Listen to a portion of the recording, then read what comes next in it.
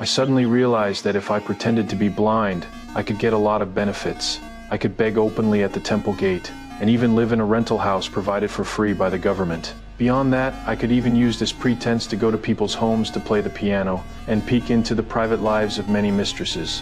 One day, I went to perform at a wealthy man's house as usual, but when the mistress opened the door, she clearly didn't want to let me in. She told me to leave, but I insisted I'd already taken a deposit from the wealthy man and wouldn't leave without permission. As we argued, our voices attracted the neighbors' attention. To keep a low profile, the woman had no choice but to let me in. She wanted me to finish the performance as soon as possible and leave, but I'd only been playing for a short while when I noticed something terrifying. A corpse was lying in the dining room. I finally understood why the woman had been unwilling to let me in, but all I could do then was try my best to stay calm, and then ask to use the bathroom.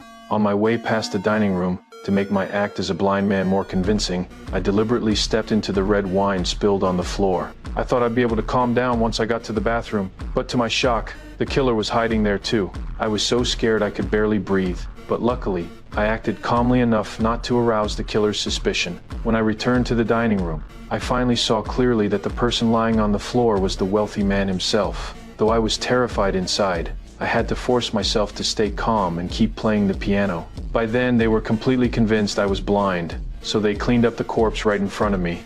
After the performance, I didn't go home. Instead, I hesitated whether to call the police. The wealthy man was not only a well-known philanthropist in the local area, but also gave me generous tips every time he listened to my performance. So thinking of his tragic death, I finally decided to seek justice for him. I went to the police station to report the case, but as soon as I opened my mouth to speak, I saw the killer appear there too.